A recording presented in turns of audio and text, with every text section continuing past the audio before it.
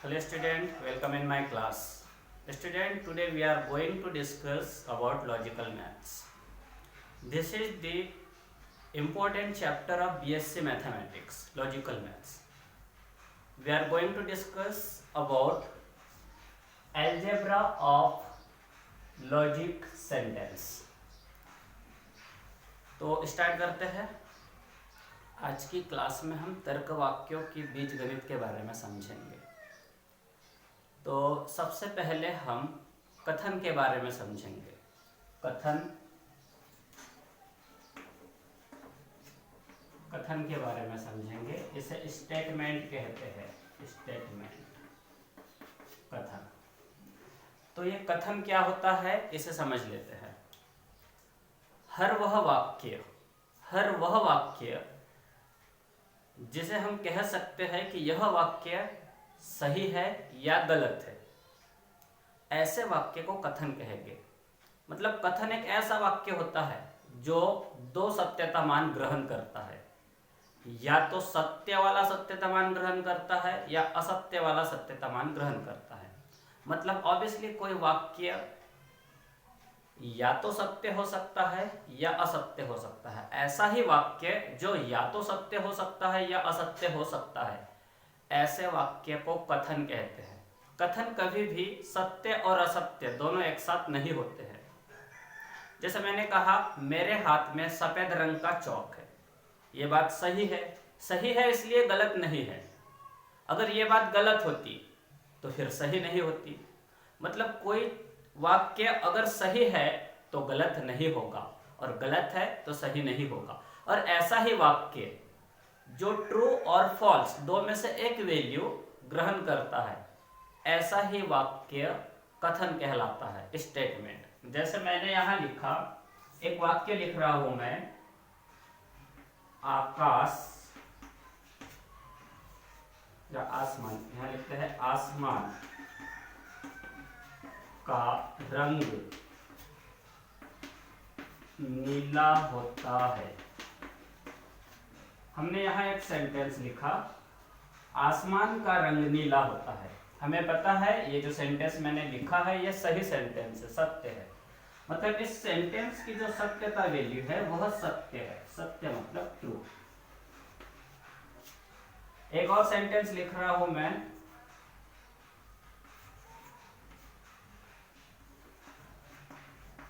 गुलाब के फूल काले रंग के भी होते हैं। ये दूसरा सेंटेंस लिखा हमने। इसमें क्या लिखा है हमने कि गुलाब के फूल काले रंग के भी होते हैं। हमें पता है कि ये जो सेंटेंस हमने लिखा है ये गलत है। गलत है मतलब असत्य है। तो हमने यहाँ क्या देखा, यहां पर हमने दो सेंटेंस लिखा, दोनों ने अलग अलग ट्रू वैल्यू ग्रहण किया। इस सेंटेंस की ट्रू वैल्यू सत्य है और इस सेंटेंस की ट्रू वैल्यू असत्य है। तो ऐसे ही सेंटेंस, ऐसे ही वाक्य जो या तो सत्य या असत्य, सत्यता मान सत्य या असत्य ग्रहण करते हैं, ऐसे ही वाक्य कथन कहलाते हैं। समझ में आया स्टूडेंट? ऐसे हर वह वाक्य जो या तो ट्रू हो सकते हैं या फॉल्स, लेकिन दोनों एक साथ नहीं हो सकते हैं, ऐसे ही वाक्य कथन कहलाते हैं। अब हम आगे बढ़ते हैं और इसके बाद हम कथनाक्षर की बात करते हैं। कथनाक्षर,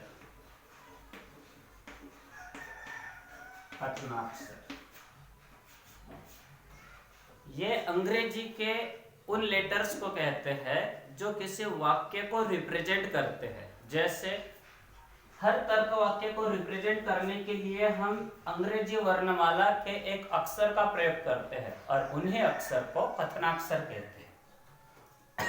जैसे मैंने लिखा, आम मीठा है, और इस सेंटेंस को मैंने रिप्रेजेंट करने के लिए अंग्रेजी वर्णमाला का एक लेटर लिया, पी। तो यहाँ पी किसको रिप्रेजेंट कर रहा है? पी इस सेंटेंस को रिप्रेजेंट कर रहा है। यहाँ पी का मतलब आम मीठा है, पी का मतलब है आम मीठा है। इस सेंटेंस में हमने आम मीठा है वाले इस वाक्य को पी से रिप्रेजेंट किया। यह पी इस वाक्य का कथनाक्षर कहलाएगा। मतलब अंग्रेजी वर्णमाला का वह अक्षर जो किसी तर्क वाक्य को रिप्रेजेंट करता है उसे कथनाक्षर कहते हैं। आप लोग समझ चुके होंगे बात को। अब हम थोड़ा और आगे बढ़ते हैं और लॉजिकल सिंबल्स के बारे में पढ़ते हैं। लॉजिकल सिंबल्स, तो देखो लॉजिकल सिंबल्स कौन कौन से होते हैं। ये एंड का सिंबल कहलाता है, एंड, जिसे हम और पढ़ते हैं हिंदी में। ये एक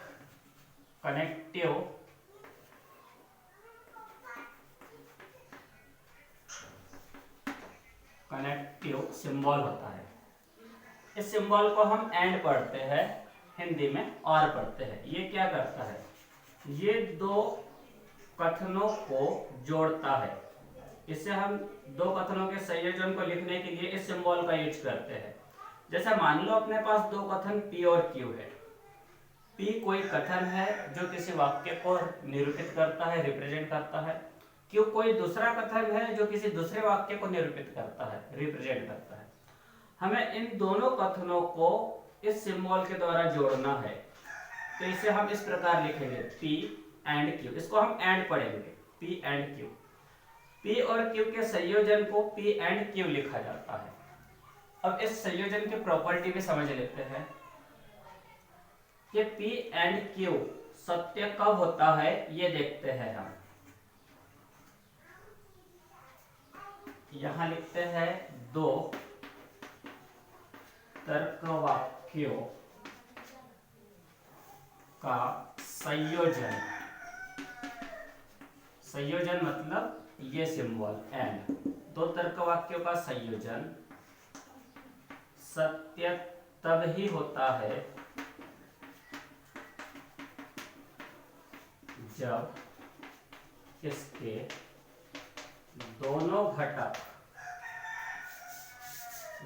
दोनों घटक सत्य हो। यदि P और Q दो तर्क वाक्य है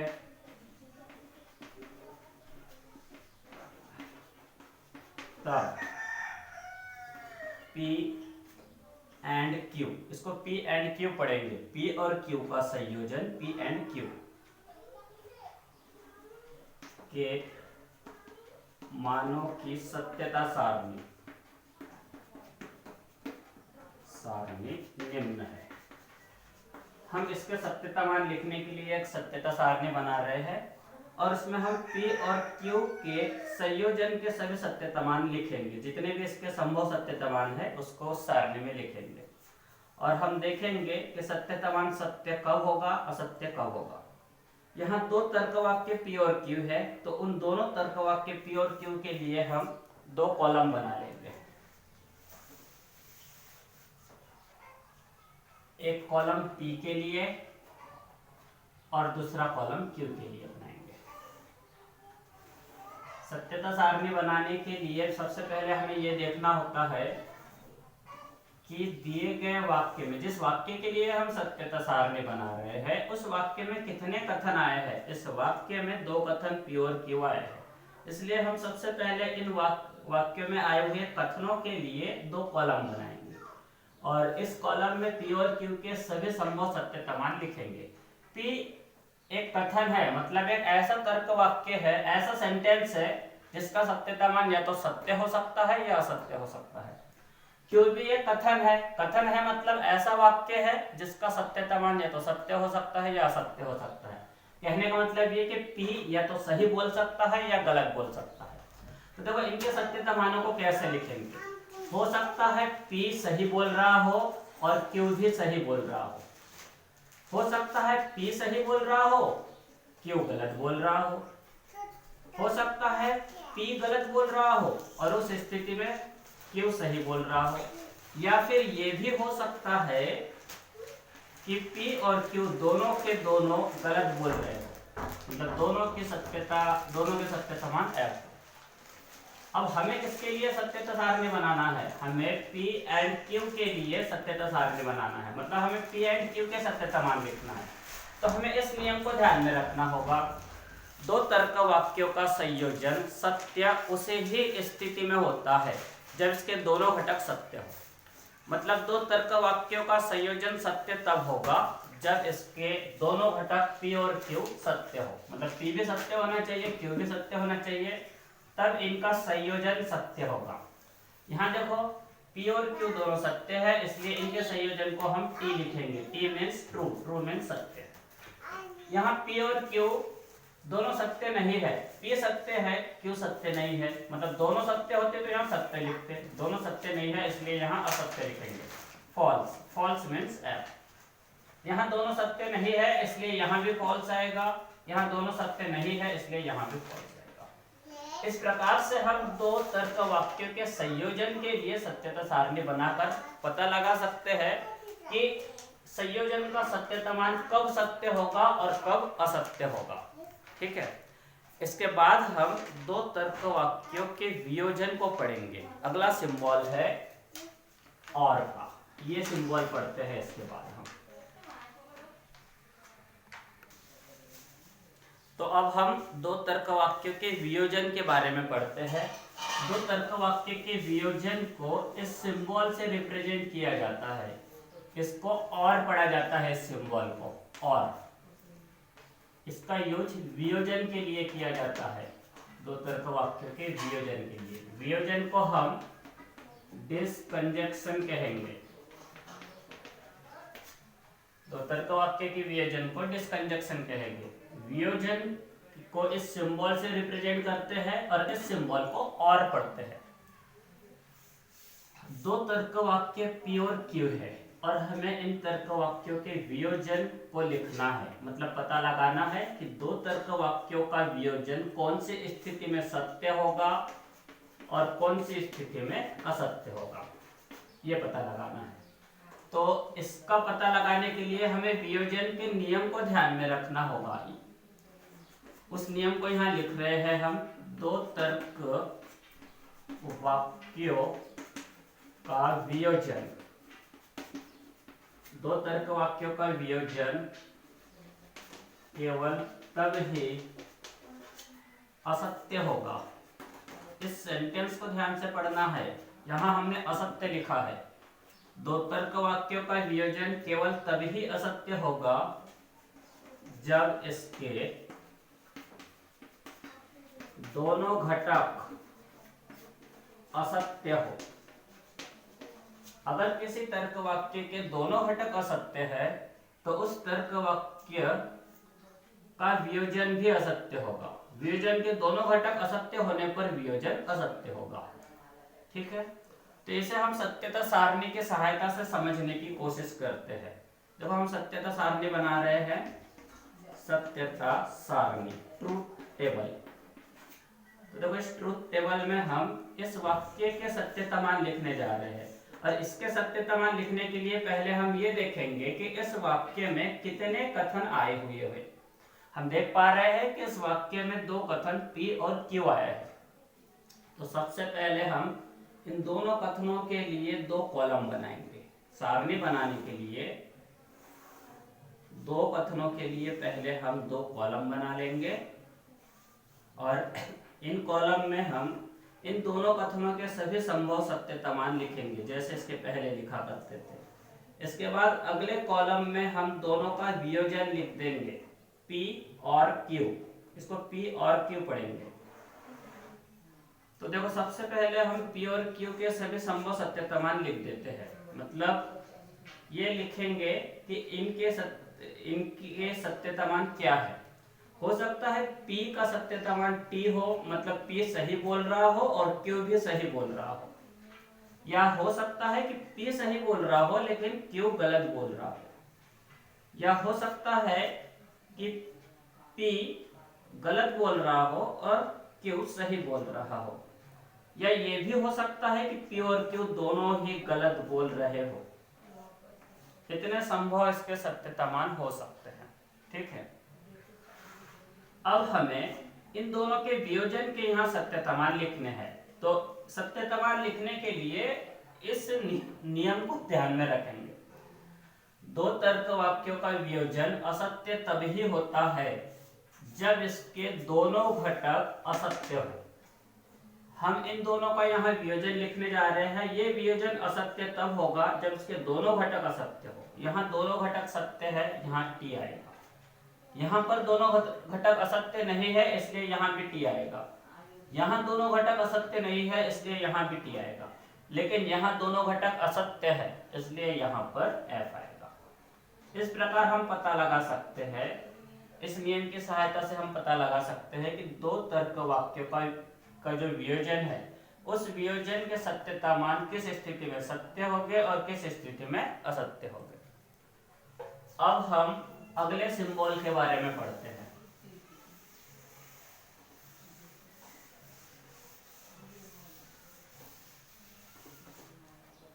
हमारा अगला सिंबल है ये। इस सिंबल को इफ देन पढ़ते हैं। यदि तो, यदि तो जब आता है सेंटेंस में, तो उसके लिए, उसको रिप्रेजेंट करने के लिए इस सिंबल का यूज किया जाता है। इस सिंबल को प्रतिबंध कहते हैं। प्रतिबंध। इस प्रतिबंध का प्रयोग यदि तो के भावार्थ में किया जाता है। जब सेंटेंस में यदि तो आए तब हम इस सिंबल का यूज करेंगे इफ देन के लिए। जैसे एक कथन है जो कहता है राम खेत जाएगा। दूसरा कथन है जो कहता है राम आम लाएगा।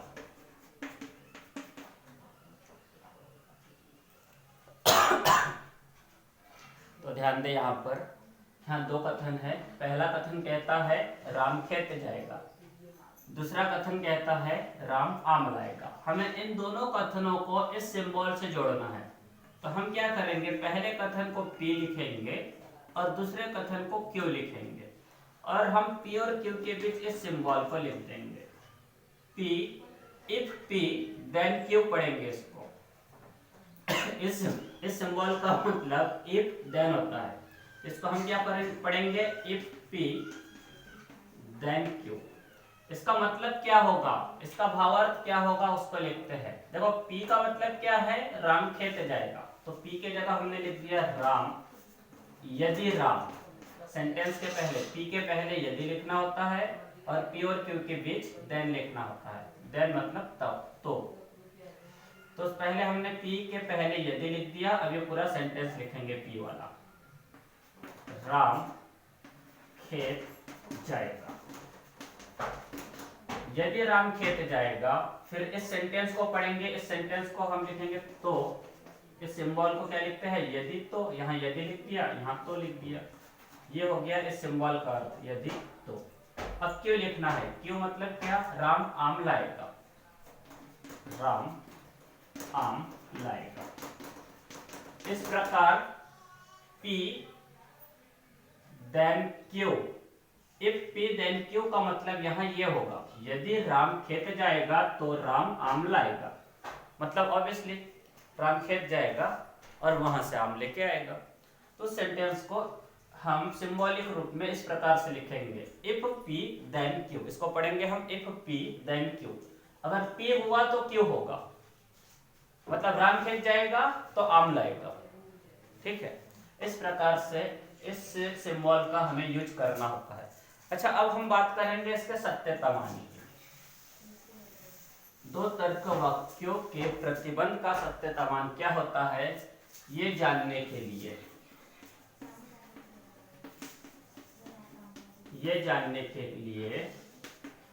हम इसके लिए सत्यता सारणी बनाएंगे।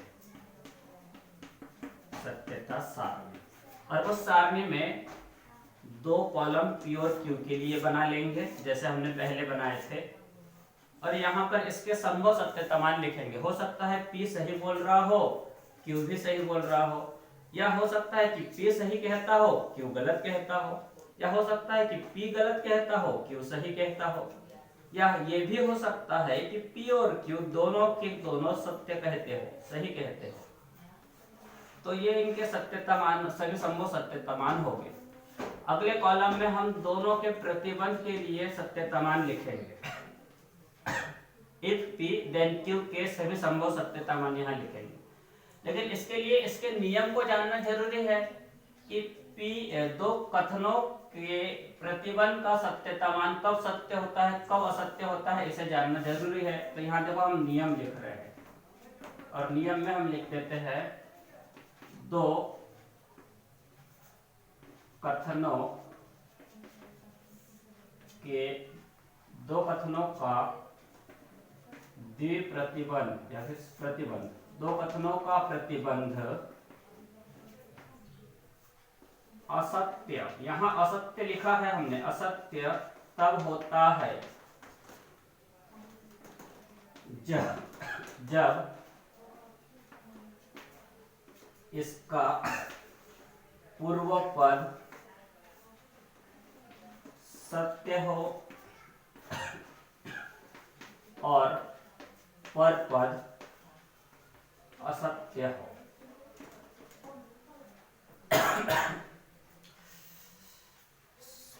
तो यहां ध्यान रहे, 2 कथनों का प्रतिबंध असत्य तब होता है जब इसका पूर्व पद सत्य हो और परपद असत्य हो। तो ध्यान में रहे, इसमें ये जो है P then Q में P पूर्व पद होता है और Q परपद होता है। सॉरी, थोड़ा रोक रहे हैं क्लास को। तो ध्यान रहे स्टूडेंट, हम बात कर रहे थे 2 तर्क वाक्यों के प्रतिबंध की।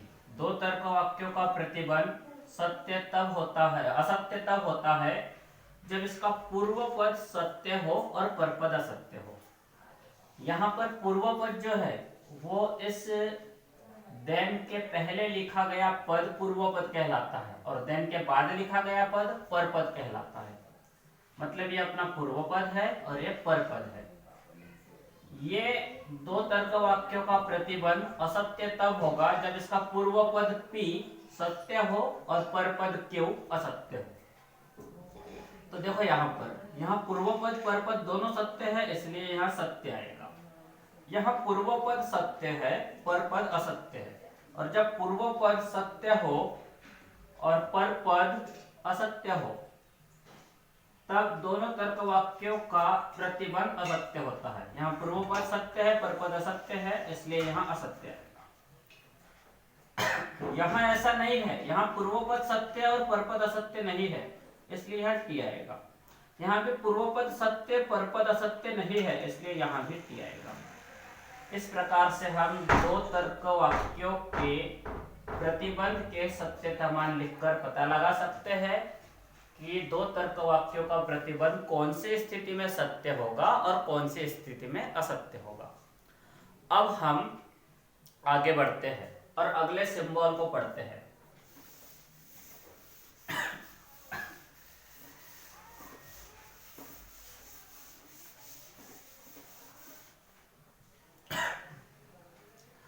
हमारा अगला सिंबल है ये। इस सिंबल को हम इफ एंड ओनली इफ पढ़ते हैं, इफ एंड ओनली इफ। इसको हिंदी में यदि और केवल यदि पढ़ेंगे, यदि और केवल यदि। इस सिंबल को द्विप्रतिबंध कहते हैं, द्विप्रतिबंध। इस सिंबल का नाम द्विप्रतिबंध है। इससे इफ एंड ओनली इफ पढ़ते हैं, हिंदी में यदि और केवल यदि पढ़ते हैं। इसके सत्यता मानों के लिए नियम लिख देते हैं हम। नियम, दो तर्क वाक्यों या फिर दो कथनों का द्विप्रतिबंध, दो तर्क वाक्य या दो तर्क कथनों का द्विप्रतिबंध सत्य तब ही होता है जब इसके दोनों घटक समान हो। यहां समान शब्द यूज किया है। दो तर्क वाक्यों का द्विप्रतिबंध सत्य तब होगा जब इसके दोनों घटक समान हो।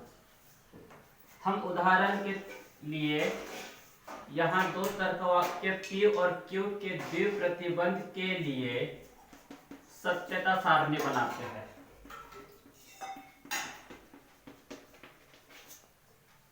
P और Q के लिए सत्यता सारणी, P और Q के द्विप्रतिबंध के लिए सत्यता सारणी बनाते हैं और पता लगाते हैं कि P और Q का द्विप्रतिबंध कौन सी स्थिति में सत्य होगा, कौन सी स्थिति में असत्य होगा। इसको पता लगाने के लिए और इसकी सत्यता सारणी बनाने के लिए हमें इस नियम को ध्यान में रखना होगा। तो चलिए स्टार्ट करते हैं। फिर से हम दो कॉलम P और Q के लिए बनाएंगे और इन कॉलम में P और Q के सभी संभव सत्यता मान लिखेंगे। हो सकता है कि P सत्य कहता हो तब Q भी सत्य कहता हो, या ये हो सकता है कि P जब सत्य कह रहा है तब Q असत्य कह रहा है, या ये हो सकता है कि P जब असत्य बोलता है तब Q सत्य बोलता है, या हो सकता है कि दोनों के दोनों असत्य कह रहे हो, ये भी हो सकता है। तो इस प्रकार हमने P और Q के सभी संभव सत्यता मान यहाँ लिख दिए। अगले कॉलम में हम P और Q का द्विप्रतिबंध लिखेंगे और इस द्विप्रतिबंध के सभी सत्यता मान यहाँ लिख देंगे। इसके लिए हमें इस नियम को ध्यान में रखना होगा। हमारा नियम देखो क्या कहता है। हमारा नियम कहता है कि दो तर्क वाक्य, दो कथनों का द्विप्रतिबंध सत्य तभी होगा जब इसके दोनों घटक समान हो। मतलब P और Q के सत्यता मान जब समान होंगे तब उनके द्विप्रतिबंध का सत्यता मान T लिखा जाएगा, लेकिन जब दोनों के सत्यता मान असमान होंगे तब दोनों का द्विप्रतिबंध F लिखा जाएगा। तो चलो देखते हैं। यहाँ देखो दोनों P और Q दोनों के सत्यता मान समान है और वह T है, तो यहाँ T लिखेंगे। समान सत्यता मान होने पर T आएगा। यहाँ दोनों सत्यता मान समान नहीं है इसलिए F आएगा। यहाँ दोनों सत्यता मान समान नहीं है इसलिए यहाँ भी F आएगा। यहाँ दोनों सत्यता मान समान है इसलिए यहाँ T आएगा। ठीक है। इस प्रकार से हम दो तर्क वाक्यों के द्विप्रतिबंध के सत्यता मान पता कर सकते हैं इस नियम की सहायता से। हम ये पता कर सकते हैं कि दो कथनों का द्विप्रतिबंध कब सत्य होगा, कब असत्य होगा। तो आज के लिए इतना ही। अगली क्लास में हम तर्क वाक्य, दिए गए तर्क वाक्य के लिए सत्यता सारणी बनाना सीखेंगे और हम ये पता लगाना सीखेंगे कि दिया गया तर्क वाक्य पुनरुक्ति है कि व्याघात है। चलो आज के लिए इतना ही। आज की क्लास एंड करते हैं। जय हिंद, जय भारत।